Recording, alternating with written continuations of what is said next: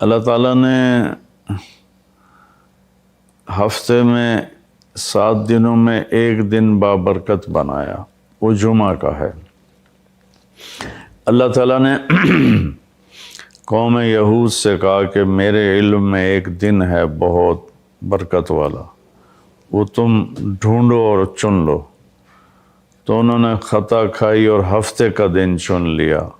ہفتے کو یہودی عبادت کرتے ہیں، کام نہیں کرتے۔ پھر اللہ تعالیٰ نے عیسیٰ علیہ السلام کی قوم سے کہا کہ ایک دن میرے بارگاہ میں بہت بابرکت ہے، دعائیں قبول ہوتی ہیں، اسے تم ڈھونڈو۔ ان پہ چھوڑا تو انہوں نے اتوار چن لیا۔ لیکن جب ہماری باری آئی تو اللہ نے ہمیں نہیں کہا کہ ڈھونڈو۔ اللہ نے اپنے محبوب کی محبت میں جناب رسول اللہ صلی اللہ تعالیٰ علیہ وسلم کی طفیل اللہ تعالیٰ نے ہمیں خود بتا دیا کہ وہ جمعہ کی رات ہے اور جمعہ کا دن ہے۔ یہ سب سے بہترین دن ہے جمعہ کا، اور پورے سال کے لحاظ سے جمعہ کی رات سب سے بہترین رات ہے۔ خصوصی طور پر پھر شب قدر سب سے اعلیٰ ہو جاتی ہے، لیلۃ القدر سب سے اعلیٰ ہو جاتی ہے۔ تو وہ 21، 23، 25، 27، 29 کی راتوں میں کوئی ایک رات ہوتی ہے، تو وہ اللہ تعالیٰ نے بہت ہی بابرکت بنائی۔ اللہ ہمیں نصیب فرمائے۔ تو جمعہ کا دن اللہ تعالیٰ نے پسند فرمایا۔ اس میں ایک گھڑی دعا کی قبولیت کی ہے، وہ چھپی ہوئی ہے۔ اس گھڑی میں جس خوش نصیب کو ہاتھ اٹھانے کی دولت مل جائے، وہ دعا فوراً قبول ہوتی ہے، وہ سیدھی عرشوں پر جاتی ہے۔ علماء نے اس میں تحقیق کی، ہر ایک نے اپنے اپنے خیال کے مطابق۔ بعضوں کے نزدیک جب امام خطبے کے لیے ممبر پہ آتا ہے تو وہ دعا کی قبولیت کا وقت ہے۔ بعضوں کے نزدیک جب دو خطبوں کے درمیان بیٹھتا ہے تو وہ وقت دعا کی قبولیت کا ہے۔ اور بعضوں کے نزدیک عصر سے مغرب کے درمیان کوئی بھی گھڑی اللہ کی بارگاہ میں دعا کی قبولیت کی ہوتی ہے۔ تو جمعہ کی نماز کو اللہ کے نبی نے بہت اہم قرار دیا، اور ارشاد میں بڑے دکھ کے ساتھ یہ حدیث بیان کر رہا ہوں۔ میرے نبی نے فرمایا جو 3 جمعے مسلسل چھوڑ دیتا ہے وہ میری ملت سے خارج ہو جاتا ہے، میری امت سے خارج ہو جاتا ہے۔ تو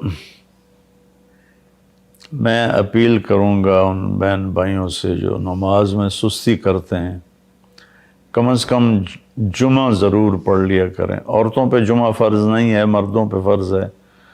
تو میں کہا کرتا ہوں جو دوست ملتے ہیں جی نماز نہیں پڑھی جاتی، تو میں ان سے کہتا ہوں ایک نماز 5 میں سے طے کر لو اور ایک جمعہ طے کر دو، 2 نمازیں شروع کر دو۔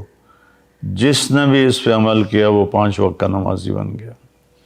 تو جمعہ کی نماز کے بعد جمعہ سے جمعہ تک کے جتنے گناہ ہوتے ہیں وہ اللہ تعالیٰ معاف فرما دیتے ہیں، اور جو جتنی جلدی جا کے بیٹھتا ہے امام کا خطبہ سننے کے لیے اس کو اتنا زیادہ اجر ملتا ہے۔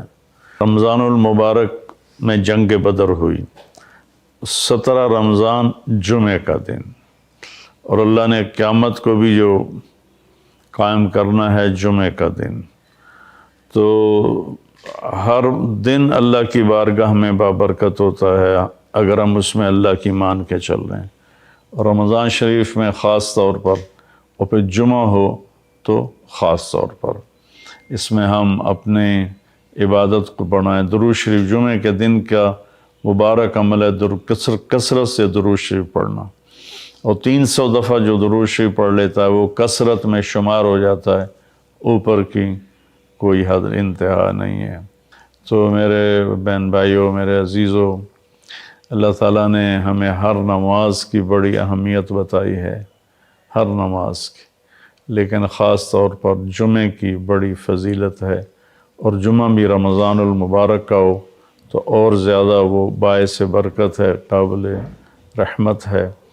تو روزے کا بھی اہتمام ہو اور ساری نمازوں کا اہتمام فرمائیں، کوئی باجماعت پڑھنے کی کوشش کریں، کوئی جماعت سے رہ جائے تو پھر اس کو چھوڑیں نہیں، اسے ضرور پڑھ لیں کہ نماز کی اللہ تعالیٰ نے جتنی تاکید قرآن میں کی ہے اور کسی کی اتنی تاکید نہیں کی، اور اللہ تعالیٰ نے 10 دفعہ اقیم الصلاۃ اقیم الصلاۃ اقیم الصلاۃ وآتوا الزکاۃ، تو 10-12 دفعہ اللہ نے قرآن میں براہ راست حکم کیا اقیم الصلاۃ وآتوا الزکاۃ۔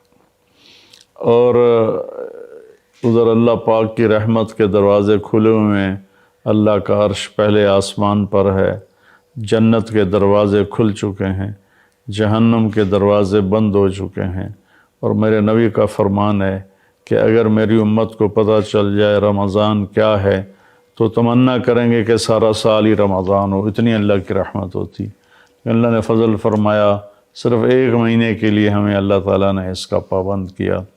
تو میرے بھائی بہنوں، اس مہینے کو قیمتی بناؤ۔